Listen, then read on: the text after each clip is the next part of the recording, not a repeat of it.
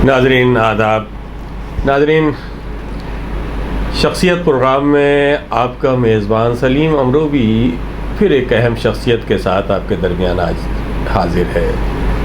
नाजरीन, आज की अहम शख्सियत का नाम है अलहाज सैयद वसीम हैदर नक़वी। वसीम साहब, हम आपका इस्तक़बाल करते हैं अपने इस प्रोग्राम में, आपका खैर मक़दम करते हैं। नाज़रीन, वसीम साहब के बारे में आपको ये बता दूं कि आपका ताल्लुक़ सरज़मीन अमरोहा से है और सैयद हुसैन शरफ़ुद्दीन शाह विलायत की औलाद में है। आपकी बड़ी इल्मी, अदबी, मज़हबी, समाजी खिदमत बहुत है। मैं चाहता हूँ मुख्तसर सा तारुफ़ में ये बताता चलूँ कि आप बहुत अच्छे ज़ाकिर अहले बैत भी हैं, आप बहुत अच्छे नवा ख़ान भी हैं और साथ ही साथ आप कई अहम इदारों से वाबस्ता हैं और बड़ी अहम ज़िम्मेदारी निभा रहे हैं। मिसाल के तौर पर बाबुल इल्म एजुकेशनल सोसाइटी के आप सदर काफ़ी अरसे से चले आ रहे हैं, उसमें खिदमत अंजाम दे रहे हैं। दूसरी तरफ अंजुमन जानिसारान हुसैन जो एक बड़ी कदीमी अंजुमन है, उसमें भी बहैसियत सदर बड़ी अरसे से आपकी खिदमत जारी हैं। साथ ही साथ अज़ाखाना मैमुना खातून के आप मुतवल्ली की हैसियत से भी खिदमत अंजाम देते हुए नज़र आते हैं। तालीमी खिदमत जो मैंने कहा कि अमरोहा में इमामुल मदारिस इंटर कॉलेज बड़ा वो इदारा है जिससे अमरोहा की तमाम अहम तरीन शख्सियात वाबस्ता किसी न किसी सूरत में वाबस्ता रही हैं, तो उसमें भी आप बहैसियत मैनेजर काफ़ी अरसे से खिदमत अंजाम दे रहे हैं।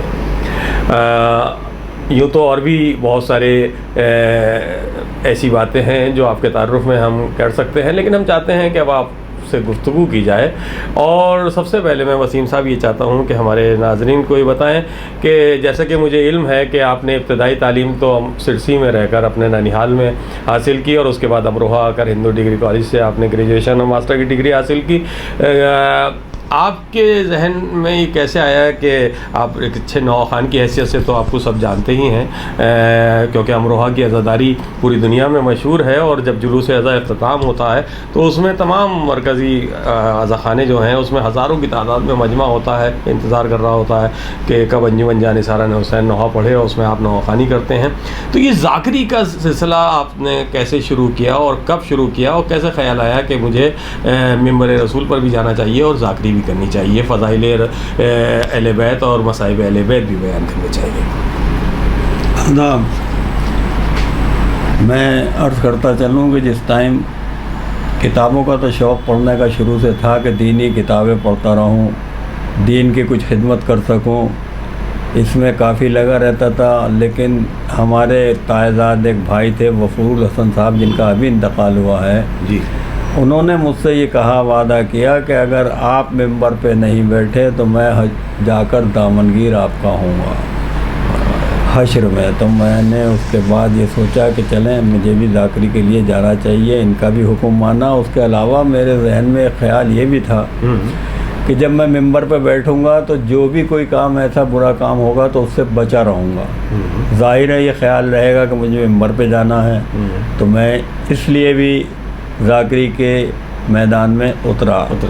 अब ये अलग बात है कि उसमें ज़्यादा ना कर बस सिर्फ इतनी ज़ाकरी कर पाता हूँ, लेकिन उसके अंदर भी मैं ये चाहता हूँ कोई मैसेज ऐसा दे दूँ अपने छोटों को कि जिससे अमल करके उसमें दीनी और वो हासिल कर सकें। बिल्कुल बिल्कुल, आपका ये जज्बा और आपकी ये ख्वाहिश देखते हुए और आपका जो गुफ्तगू होती होगी वफरुल हसन नक़वी साहब से, तो इसीलिए उन्होंने ये ख्वाहिश भी ज़ाहिर की कि आप मिंबर पर ख़ुद जाएं और जो कम से कम अपने अज़ाखाने में और जो मजालिस होती हैं इसमें आप ख़ुद बच्चों की इस्लाह करें और अहले बैत के पैगाम की रोशनी में मजलिसें पढ़ें। और आपने ये सिलसिला शुरू किया बहुत अच्छे अंदाज से। हमने देखा है कि आप जब ख़ुसूसी तौर से मसाइब पढ़ रहे होते हैं तो जो मोमिनीन जमा होते हैं उनकी आँख से आंसू निकलवा देना ही एक बहुत बड़ा काम है कि मकसद ही मजलिस का वही होता है। वरना हमने देखा है बहुत से ज़ाकरीन, बड़े बड़े ज़ाकरीन बहुत कोशिश करते हैं लेकिन वो हालात नहीं बन पाते जो मसाइब जिस अंदाज से पेश करने चाहिए। बहरहाल ये बड़ी बात है कि आपको ये परवरदिगार ने मौका अता किया कि अपने अहले बैत की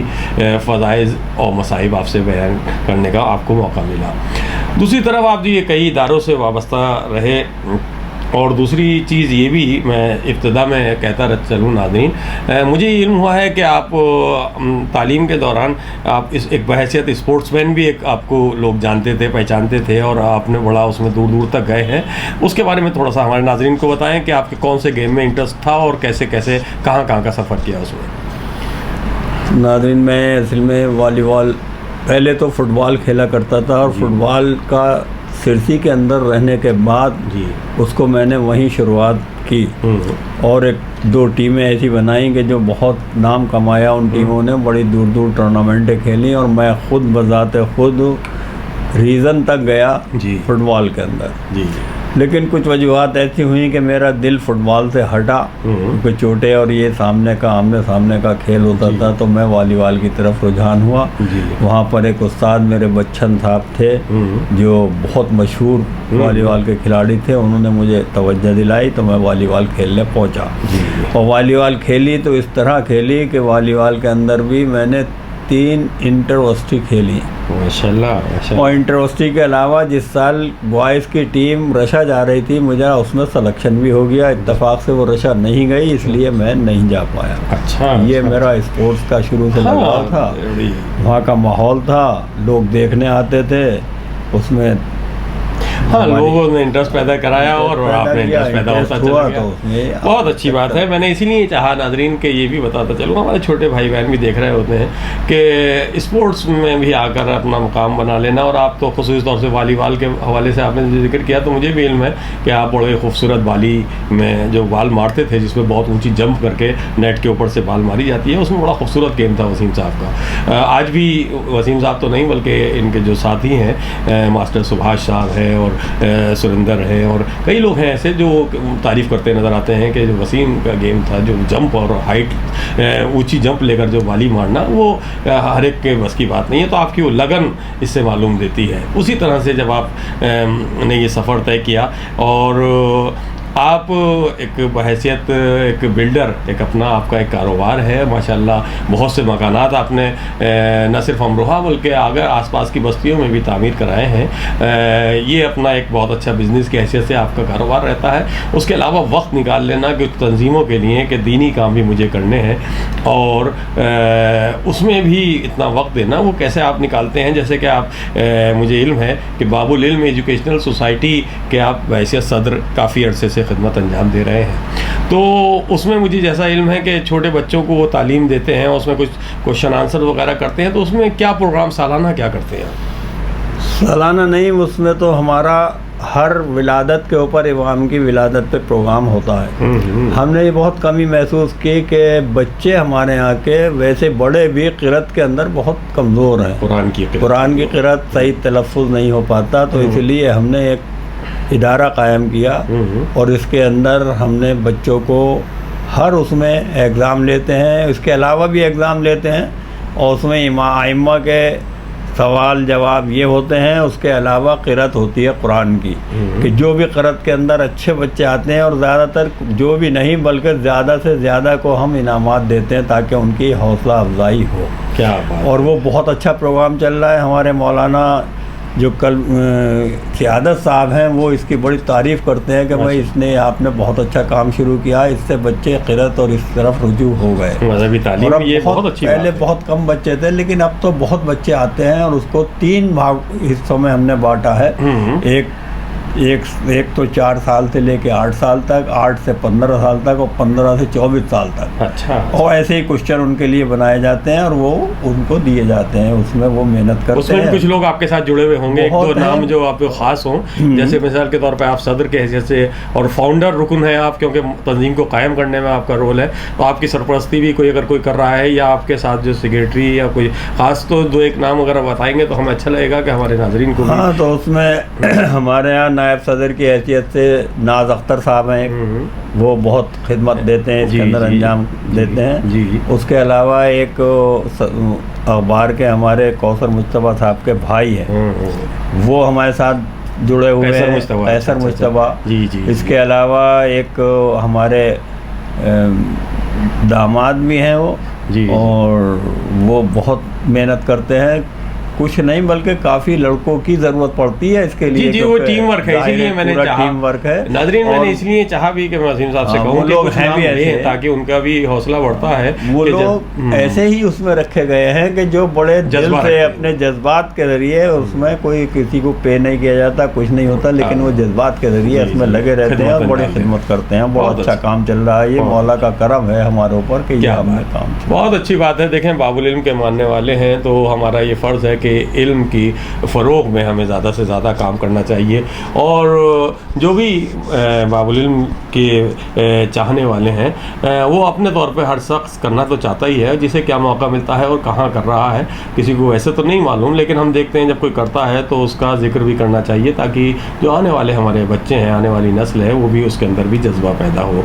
बाबुल इल्म एजुकेशनल सोसाइटी के आप फाउंडर, रुकन और हैसियत सदर आप खिदमत अंजाम दे रहे हैं। जैसा आपने बताया कि आप बच्चों के हर आइम्मा की जो विलादत होती है, शहादत होती है, उस हवाले से प्रोग्राम करते हैं, और उसी हवाले से एक छोटा मदरसा भी शायद आप थोड़ी सी तालीम, दीनी तालीम भी चलवा रहे हैं, लड़कियों की तालीम जो ख़ास तौर से बच्चियों के लिए, और वो बजापोतों में ही मेरे ख्याल से वो बजापोतों में मेरे बड़े भाई नईम हैदर साहब वो बहुत ज़्यादा इसमें रहते हैं, उन्होंने ही खुलवाया है, उसके देखभाल मैं करता हूँ। बहुत अच्छी बात है। और उसमें बच्चियाँ आती हैं और काफ़ी हद तक बच्चियाँ आती हैं, उनके स्कार्फ वगैरह, ड्रेस, ये सब इंतजाम किया जाता है, उनके सिपारों वगैरह का इंतजाम है, 2 टीचर्स हैं जो पढ़ाती हैं। बहुत अच्छी बात है। तो ये कुरान की सही तालीम देना और पैगाम तालीमात मासूमीन को बच्चों तक जहनों में बिठा देना, ताकि वो एक अच्छा इंसान बन सके, एक अच्छा मुआशरा तैयार हो सके, इस हवाले से जो आपकी खिदमत हैं वाकई तारीफ़ की जाए।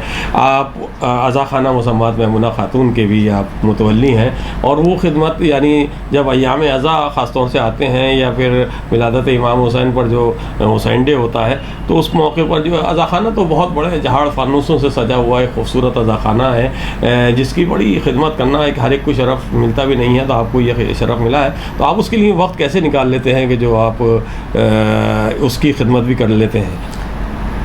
मेरा जज्बा यह है कि मैं कुछ खिदमत ऐसी कर सकूं, अंजाम दे सकूं, तो उसके वक्त की ज़रूरत नहीं, बल्कि वक्त तो हर वक्त है। ये कि काम आ सकूं कि सूरत से भी एडमिनिस्ट्रेशन पे ही पूरा जोर रहता है कि आपको यहाँ का सब देखना है, पूरे मोहल्ले में जितने टाइम भी किस वक्त होनी है, जुलूस किस वक्त आना है, कहाँ से वो होनी है, कोई ऐसा वो ना हो, वो सब इंतज़ाम भी देखने पड़ते हैं, वो मौला खुद कराते हैं, उसमें सब में जज्बा दिल का होना चाहिए। सब साथ भी देते होंगे आपको? सब साथ भी देते हैं कि जो कुछ भी करना, बात अगर कह दी है, कोई बात है, तो वो सब साथ में अल्लाह, यानी एक पूरी तरह से सब लोग मिलजुल के आपके सपोर्ट भी करते हैं, सब मिलजुल के आप उसमें ये खिदमत अंजाम दे रहे हैं। अंजुमन जानिसारन हुसैन, नाजरीन मैंने जिक्र किया अंजुमन जानिसारन हुसैन के आप सदर की हैसियत से काफ़ी अरसे से आप खिदमत अंजाम दे रहे हैं।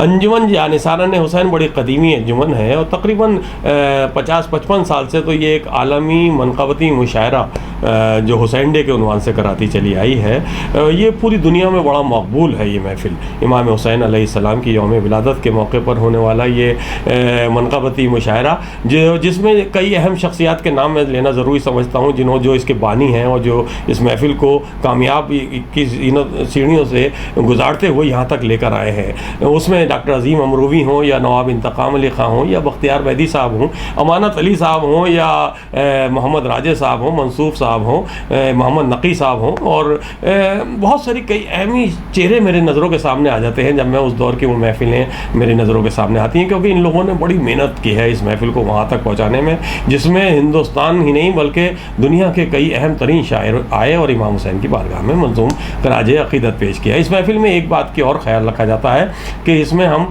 ये देखते हैं कि इस अंजुमन की कोशिश रहती है कि इसमें तमाम दीगर मज़ाहिब के लोग भी आए और इमाम हुसैन की वो तालीमात को आम किया जाए जो एक अच्छा इंसान बनाने के लिए इमाम की तालीमात हैं। और इमाम हुसैन की फ़ज़ाइल बयान करते हैं, वो अपनी जगह हैं, वो हर शख्स अपने उसमें सरदार शमशेर सिंह शेर को, सरदार कुंवर मंदर सिंह बेदी जैसे शायर भी आए हैं, और इसमें कैब भोपाली जैसे शायर भी आए हैं, इसमें वसी बरेलवी साहब, अरे सागर आज़मी साहब, कौन कौन, एक बहुत बड़ी लिस्ट है जो मशायरों के हवाले से भी बहुत बड़ा नाम रखते हैं। वो सब इमाम हुसैन के खराज अक़ीदत पेश करने के लिए इस महफिल में आए हैं। वसीम साहब काफ़ी अरसे से उस अंजुमन में बहैसियत सदर खिदमत अंजाम दे रहे हैं, तो ये महफिल भी माशाल्लाह अभी इस साल भी बड़ी कामयाब रही है। तो ये खिदमत जब आप करते हैं तो कैसा महसूस करते हैं? भाई बड़ा सुकून, बड़ी खुशी रहती है, बड़ा दिल को सुकून मिलता है। साल भर इसमें मेहनत भी करते हैं, और मैं मेहनत नहीं करता बल्कि मेरे बुज़ुर्गों ने जितना बैठ के उनके साथ सीखा, और वो लोग भी सब बैठते थे जिन जिनका नाम बताया इन्होंने, नवाब इंतकाम अली ख़ान साहब हों या अजीम अमरोवी हों, भाई नकी साहब हों, भाई मंसूर साहब हों, भाई बख्तियार मेहदी साहब हों, या भाई हमारे अमानत अली साहब हों, इन लोगों का साल भर यही रहता था तस्करा। बैठक शाम को रात को होती थी कि हमें इस साल क्या करना है।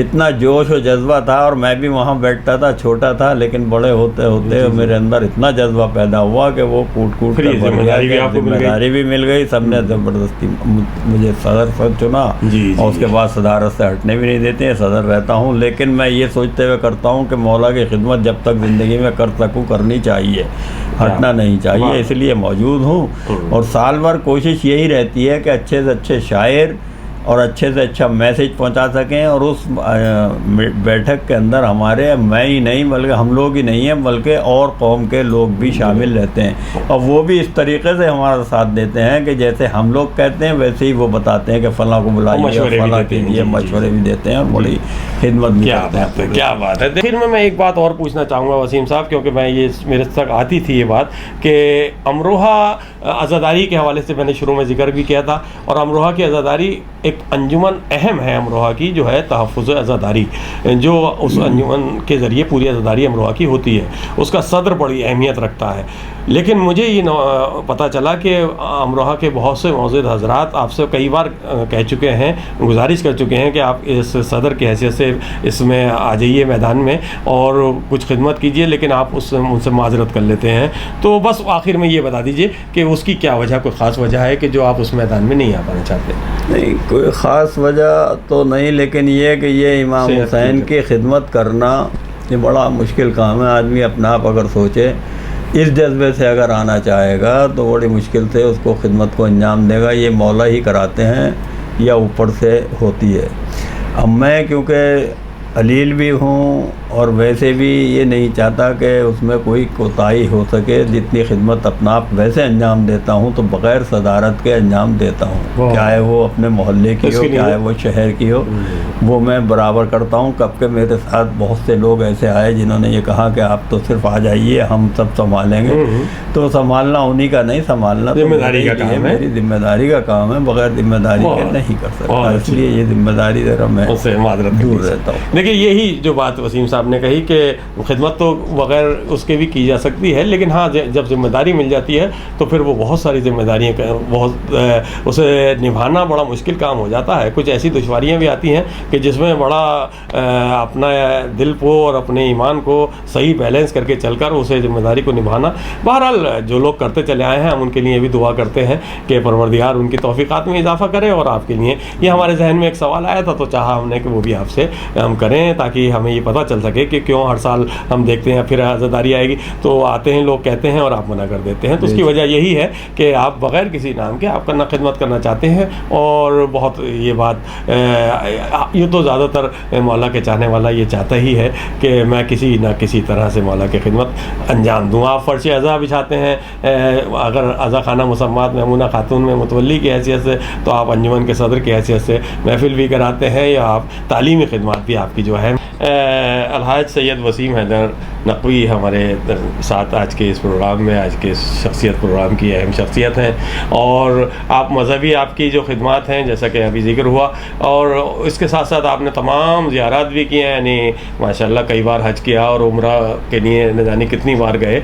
उसके अलावा भी तमाम मासूमीन अलैहिस्सलाम की ज़ियारत का नसीब होना ये भी बड़ा शरफ़ की बात है। वह मौला हर एक को बुलाते भी नहीं हैं। ये सब जज्बा आपका है कि आपने तमाम ज़ियारतें भी की और हज भी किया, और ये सिलसिला भी आपका चल रहा है। उसमें बड़ी एक अहम चीज़ अब मैं गुफ्तगू करना चाहता हूँ। आप इमामुल मदारिस इंटर कॉलेज जो अमरोहा का वो इदारा है कि अमरोहा का जब नाम आता है तो जितनी भी अमरोहा की अहम तरीन शख्सियात हैं, यानी वो आज से तकी हादी साहब से लेकर और अब तक, यानी जॉन एलिया साहब हों शायरी की हैसियत से या हवाले से, या फिर सादक़ैन साहब हों, नसीम अमरोवी साहब हों, रईस अमरोवी, यानी बड़ा जो ये कहकशां है अमरोहा की, ये भी किसी न किसी सूरत में इमामुल मदारिस इंटर कॉलेज से वाबस्ता रहे हैं।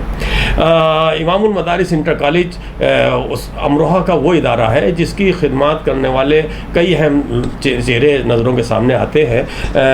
हमने देखा कि उसमें तक़ी हादी साहब हों या नवाब इंतकाम अली खान साहब हों या डॉक्टर अजीम अमरूवी साहब हों, रज़ा हैदर रज़ा साहब हों, शहंशाह साहब हों, फैज़ान अली साहब हों, हकीम मेहदी साहब हों, ये लोग वो हैं जिन्होंने जो इसके जिन्होंने बड़ी मेहनत की है इस इदारे को तरक्की दिलाने में।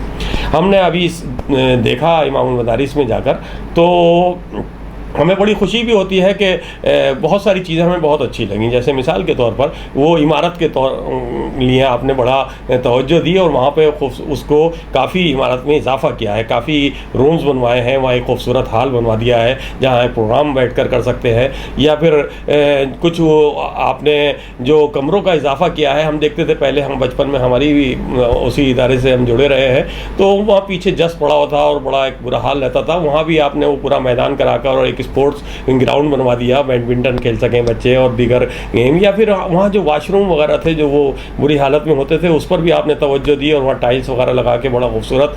तो यानी इमारत भी बड़ी खूबसूरत, बाहर से भी आप जितनी वो अगर आगे दोनों तरफ दुकानें थी तो उसको भी आपने मेंटेन कराया है कि एक सही लगे और खूबसूरत इमारत लगे, इस तरफ आपने बहुत तवज्जो दी। दूसरी चीज़ बहुत बड़ी जो अहमियत रखती है वो है कॉलेज का रिज़ल्ट, तो आप उस पर भी तवज्जो बहुत देते हैं और आपका पूरा स्टाफ कॉलेज का मुबारकबाद का मुस्तहक है कि कॉलेज का रिज़ल्ट भी बहुत अच्छा आ रहा है।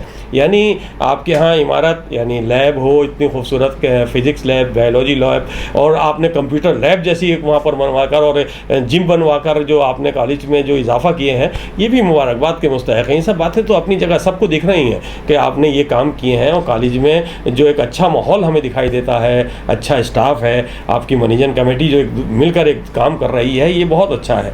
लेकिन सवाल वही आता है कि हम देखते आए हैं बचपन से कि कोई भी मैनेजर रहा उस दौर से और आज तक हम सुनते आए हैं कि लोग ही कहते हैं इस कॉलेज ने तरक्की ऐसे क्यों नहीं की कि ये इंटर कॉलेज तक ही है, यानी ये डिग्री कॉलेज क्यों नहीं बना, ये बात हो जाती है। अच्छा, जो लोग जिन्हें नहीं मालूम है वो जाहिर सी बात है वो इसमें रहते हैं कि कॉलेज तरक्की नहीं कर पा रहा, डिग्री कॉलेज नहीं बन पा रहा, ये सवाल उठता रहता है। तरक्की सिर्फ इसमें दिख रही है, लेकिन जो तरक्की दिखी है उसे भी हम एक्सेप्ट करते हैं, और जो दिख रहा है वो तो जाहिर सी बात है दिख रहा है। तो ये क्या रुकावटें आती हैं कि ये डिग्री कॉलेज नहीं बन पा रहा?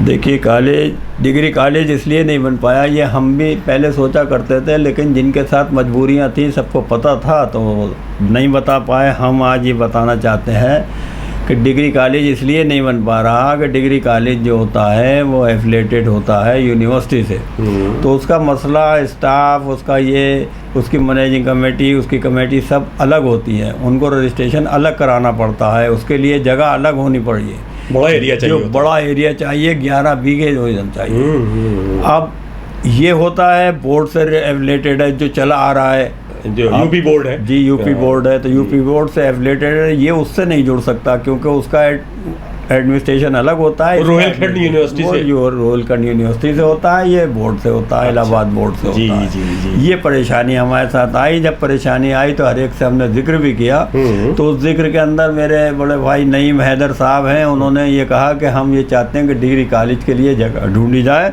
और डिग्री कॉलेज भी खोला जाए ताकि हम मजबूर ना हो। वो एक बड़ी जगह लेके अलग से कर सकता है, अलग से करने के लिए अलग जी बनाई जाए, ये किया जाए। उनके जज्बात, उनका जज्बा, उनका भी कौमी खिदमत का जज्बा ऐसा ही है, तो उन्होंने एक जगह ख़रीदी लेकिन अभी उसके ऊपर अमल नहीं हो सका है, और कोशिश है एफिलेटेड करने के लिए, एफिलेशन के लिए हम बरेली भी गए, वहाँ रोहिलखंड में, वहाँ से पता कराया है, वहाँ से फार्म वार्म लेके आए हैं।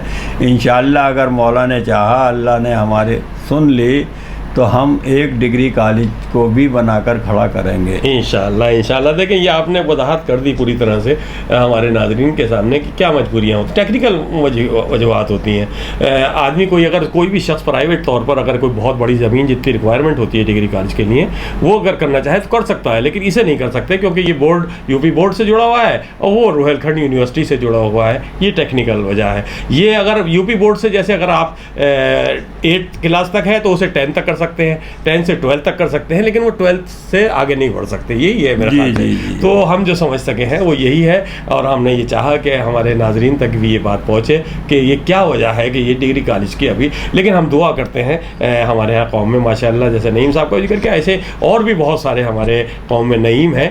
अल्लाह करे कि उन सब की जो ख्वाहिश रखते हैं उनकी ख्वाहिश पूरी हो और कोई बहुत जल्दी डिग्री कॉलेज भी तैयार हो। देखें, एक कामयाबी कॉलेज की ये भी है कि यूँ तो उस ज़माने में जब इमाम मदारिस था तो 1 या 2 कॉलेज थे, अमरोहा में ज़्यादा कॉलेज थे भी नहीं, और आज प्राइवेट कॉलेज वहाँ बहुत हो गए हैं, क्योंकि डिस्ट्रिक्ट भी हो गया है अमरोहा, तो एक बड़ा, एक जाहिर सी बात है आबादी बढ़ी है, तो बहुत सारे प्राइवेट कॉलेज खुल गए हैं, और वो बड़ा अच्छा, उसमें उन्होंने सफाई और वो बड़ा तवज्जो देते हैं और भी अच्छे हैं कॉलेज। लेकिन उसके बावजूद अगर बच्चा आ रहा है इमाम मदारिस इंटर कॉलेज में एडमिशन के लिए और कोशिश कर रहा है, सोर्स दिलवा रहा है कि मुझे किसी तरह से एडमिशन हो जाए, तो ये कॉलेज की तारीफ़ की जाएगी कि आपने मारा लिस्ट पे। तो इसमें आप किसको क्रेडिट देंगे कि ये कॉलेज यहाँ तक आया? इसमें आप कॉलेज के स्टाफ के लिए क्या कहना चाहेंगे? नहीं, देखें, ऐसा है कि कुदरत ने कुछ ये निज़ाम बनाया हमारे साथ, और जिसका मैं बहुत बहुत शुक्रगुजार हूँ कि हमें मैनेजमेंट भी ऐसा मिला जिसके अंदर जितने मेंबरान हैं, सेक्रेटरी हैं, सदर हैं, वो ऐसे मिले कि जो बहुत अच्छा वो मेहनत भी करते हैं, और उसके अलावा अच्छी सोच है उनकी, कोई गलत सोच नहीं है। जी। अब सब ये चीज़ होने के बाद ये हम बिल्डिंग और ये सब तो हम कर ही सकते थे, ये की जी। लेकिन हमें एक बहुत हर दिल अजीज़ प्रिंसिपल मिला, जिस प्रिंसिपल ने बहुत ज़्यादा कोशिश की और कॉलेज के तालीमी इदारा होने की वजह से रिज़ल्ट के ऊपर पूरी कोशिश की। उसके साथ साथ हमारे यहाँ स्टाफ में भी कुछ ऐसा रहता था कि जो आपस में इत्तेफाक नहीं था पहले। हाँ, तो वो रिटायर भी हो गए ऐसे रहते थे, लेकिन आज इत्तेफाक से ऐसे हैं कि हर टीचर जो है एक दूसरे से जुड़ा हुआ है, मेहनत कर रहा है, बच्चों के साथ एक्स्ट्रा मेहनत करते हैं कि हम टॉप 10 में अपना बच्चा लेकर आएँ। ये मैं उनको मुबारकबाद देता हूँ, उन बच्चों को और उनके वालिदैन को, और उस अपने स्टाफ, हर दिल अजीज़ स्टाफ को, कि जो इस तरह मेहनत करके पहुंचना चाहता है। और उसी का नतीजा है कि जो आज परसों भी रिज़ल्ट आया है तो 100% रिज़ल्ट है, 96% इंटर का है, और इसमें क्या होगा, 54 फर्स्ट क्लास आई हुई हैं। तो बच्चे बड़ी मेहनत, बड़ा दिल खुश होता है इस टाइम, पूरे साल भर की मेहनत का तमाम रिज़ल्ट सुनने के बाद दिल को खुशी होती है, और हम पूरा जज्बा अपना उस पर रखते हैं। बहुत अच्छी बात है, आपने बहुत उम्दा बात कही कि इसमें पूरा स्टाफ सबसे ज़्यादा मुबारकबाद का मुस्तहक है, जो बच्चों को तालीम दे रहा है, पढ़ा रहा है। इस बात को तो मैं भी कहूँगा नाजरीन के, जब मैं एक बार गया कॉलेज में, तो मैं कॉलेज में दाखिल हुआ तो मैं समझा कि कॉलेज की आज छुट्टी है, क्योंकि बिल्कुल पिन ड्रॉप साइलेंट था और बिल्कुल सन्नाटा सा था। तो मैंने वहाँ बैठे हुए थे जो साहब, तो उनसे पूछा कि आज कॉलेज की किस बात की छुट्टी है? बोले छुट्टी नहीं है, कॉलेज चल रहा है। तो मैंने कहा कॉलेज चल रहा है? तो ये तो बोले नहीं, क्लासेस हो रही हैं, अभी अंदर जाइए बिल्कुल बाहर। तो मैंने फिर कस्दन में गया, क्लासों में देखा तो वो क्लासेस भरी हुई और माशाल्लाह पढ़ा रहे हैं टीचर्स, और बाहर बिल्कुल इतना सन्नाटा। तो ये सब अंदाज़ा हुआ कि कितना तवज्जो दी जा रही है बच्चों को पढ़ाने में। और इमामुल मदारिस इस मामले में भी मशहूर इसलिए भी ज़्यादा है कि वहाँ कोशिश की जाती है कि सिर्फ एक अच्छी तालीम देना ही कामयाबी नहीं है। बच्चा तालीम पाकर तो उस तालीम का गलत इस्तेमाल भी कर सकता है, यानी सिर्फ एजुकेशन अगर लेके जाए तो उसमें गलत इस्तेमाल भी हो सकता है। मैं उसमें ज़्यादा तफसील में नहीं जाना चाहता, लेकिन अगर अच्छी तरबियत भी साथ हो तो वो तालीम भी रंग लाती है। कॉलेज के हवाले से कई अहम नाम हैं जो सिविल सर्विसेज में भी बड़े कामयाबियाँ हासिल किए हैं इस इमामुल मदारिस से निकलने वालों में। अभी मैं देखूँ जाने आलम साहब जो इस वक्त यानी चीफ सेक्रेटरी की हैसियत से एक सूबे में हैं, और काबिल फ़ख्र बात है इमामुल मदारिस के लिए ही नहीं बल्कि पूरे अमरोहा के लिए। और वो अभी अमरोहा में ओल्ड वॉइस का जो प्रोग्राम आपके यहाँ हुआ था उसमें वो वैसे चीफ गेस्ट आए थे, तो मुझे वो नाम एकदम जहन में आया। अच्छा, उसके अलावा भी बड़ी कई ऐसी शख्सियात, बड़े फ़नकार वहाँ से हुए हैं, कई साइंटिस्ट वहाँ से निकले हैं जो अमरोहा का बड़ा नाम रोशन कर रहे हैं। कई उसमें शायरों का तो जैसा मैंने जिक्र किया वो तो अपनी जगह हैं ही हैं, लेकिन अब अमरोहा की सरजमीन कमाल अमरोवी की सरजमीन है। तो ऐसे ऐसे डायरेक्शन हो या आर्ट के हवाले से भाई मंजूर साहब का नाम लिया जाए, वो हैं। इकबाल मेहदी साहब साहब हैं, और शहबाज अमरोवी हैं, और ज़ुबैर रिजवी हैं, और यानी ये नाम वो है। अब्दुल रऊफ़ साहब का खानवादा भी मैं इस वक्त जिक्र ज़रूर करना चाहूँगा कि उनकी भी खिदमत बहुत इमामुल मदारिस इंटर कॉलेज में है। उनके यहाँ मिर्ज़ा साजिद साहब या सैफ़ी साहब, ये लोग जब वो हैं जो जिनका नाम लेना ज़रूरी है, या इसके अलावा भी और बहुत सारे, एस.के. शर्मा साहब हमारे बड़े कॉलेज में बड़े अच्छे उस्ताद की हैसियत से खिदमत अंजाम देते नज़र आते थे।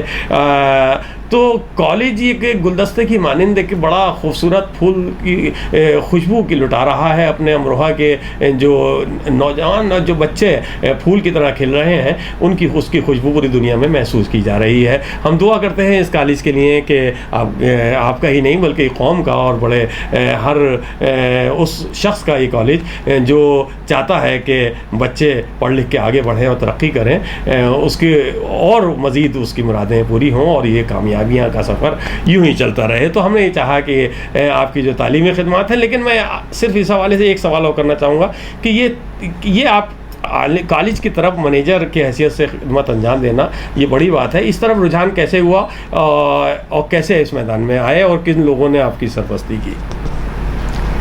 जिस टाइम में हम उस बैठक में बैठा करते थे तो वो मैनेजमेंट जो था पूरा तकी हाजी साहब का हो या फैज़ान साहब का हो, हैदर रज़ा साहब का हो, ये सब मैनेजमेंट मत आनकर बैठते थे। नवाब इंतकाम अली ख़ान उसमें मैनेजर थे। उनके साथ देखते देखते हमने ये सब सीखा कि हम कुछ करें। अब करने के लिए सब हमारे सिर हुए, हमें मैनेजर बना दिया। अल्लाह का करना ऐसा है कि जो कॉलेज के अंदर लाउड स्पीकर पर बुला कर ये कहा जाता है कि एडमिशन शुरू हो गए हैं, आइए ले लीजिए। लेकिन हमारे कॉलेज के अंदर अब भी एक टेस्ट होता है तब एडमिशन लिया जाता है, उसी की वजह रिज़ल्ट भी अच्छा होता है। इसके अलावा असल में वजह यह है कि लोग ये जानते हैं कि ये बिरादरी का जो कॉलेज है यहाँ पर तहज़ीब और अखलाकियात के ऊपर बहुत ज़ोर दिया जाता है। और ऐसा है कि है भी ऐसी बात कि हमने ये कह रखा है, हमारे टीचर से ये बात हुई है कि हम पढ़ाई के अलावा जो हमारे यहाँ प्रेयर होती है उसमें एक टीचर कोई भी ज़रूर एक अखलाकियात और तहज़ीब के ऊपर डिबेट बोलेगा और उसका असर होता है बच्चों पे। बच्चे जब घर जाते हैं माँ बाप देखते हैं कि ऐसा बच्चा है वो अखलाकियात को सीख रहा है तो वो कामयाबी मिलती है। बहुत अच्छा, जैसा कि मुझे इल्म है आपके अंदर, ये आपने जिक्र भी किया कि आपको ये मैनेजमेंट में आने का ये ज़रिया बने ये लोग भी, जो बुज़ुर्गों के नाम लिए आपने। और सबसे बड़ी बात तो ये है कि वालिद मोहतरम नूरुल हसन साहब भी आपके माहिर तालीम की हैसियत से अपनी पहचान रखते थे। सिरसी में रहकर भी जवाहरलाल नेहरू स्कूल जैसे इदारे की फाउंडर और उसके मैनेजर की हैसियत से रहे, तो वो असर भी आना था कि जो आपने माशाअल्लाह उनकी दुआओं का असर कि आप फिर इमामुल मदारिस इंटर कॉलेज के मैनेजर की हैसियत से आप खिदमत अंजाम दे रहे हैं। नाज़रीन, मुझे बड़ा अच्छा लगता है जब इस इदारे में अब मैं जाता हूँ और देखता हूँ कि माशाअल्लाह जो लाइट की प्रॉब्लम मसलन से होती है तो आपने वहाँ पर लाइट के लिए भी जनरेटर्स वगैरह का इंतज़ाम किया है, और मेरे ख्याल में सोलर प्लांट वगैरह भी आप जैसा कह रहे थे वो लगवाए भी हैं, कुछ और लगवा रहे हैं। या फिर पानी की टंकियाँ लगी हुई देखता हूँ, ये कूलर जो होते हैं ठंडे मशीनें, ये बड़ी कीमती मशीनें आती हैं, लेकिन आप अगर किसी से कहते हैं और आपके कहने पर कोई कर रहा है तो वो तो कर तो रहा है बच्चों के लिए या नेक काम करत, लेकिन वो काम हो रहा है, इसे देखकर तो खुशी होती ही है। तो ये जब चीज़ें देखते हैं तो एक तरफ मुझे ये थोड़ी सी मायूसी भी होती है, उसके लिए भी आप बताइए कि कभी कभी ये होता है कि आपकी भी मजबूरी होती होगी कि आप जब वो मैरिज हाल हालांकि बहुत से हो गए हैं अमरोहा में और लोग वहाँ शादियाँ करते हैं, लेकिन कुछ मजबूरियाँ ऐसी होती हैं कि लोग आपके ऊपर जोर देते होंगे कि कॉलेज हमें शादी के लिए दे दें, और फिर वो शादी का जो उसके बाद जो खाने वगैरह दावतों का जो गिलादत होती है, लोग बहुत सारे तो उसे क्लीन करके सफाई करके जाते हैं, उसे वैसा ही करे जाते हैं, बल्कि उससे और अच्छा कर जाते हैं कि बच्चे अगले दिन स्कूल में आएंगे तो उन्हें एहसास ना हो। लेकिन कुछ ऐसा भी होता है कि कुछ लोग ये सोचते ही नहीं हैं और उसे और बिगाड़ के चले जाते हैं। उसके लिए भी आप कुछ अगर पैगाम देना चाहें तो बताइए। हाँ, हमारी कोशिश ये होती है कि अच्छा है कॉलेज के अंदर अपने बिरादरी के प्रोग्राम हों, क्योंकि उसमें हर तरीके का ख्याल रखा जाता है। लेकिन हम सिर्फ कॉलेज उस टाइम में देते हैं कि जब कुछ छुट्टियां 2-3 दिन की पड़ जाएं। जी।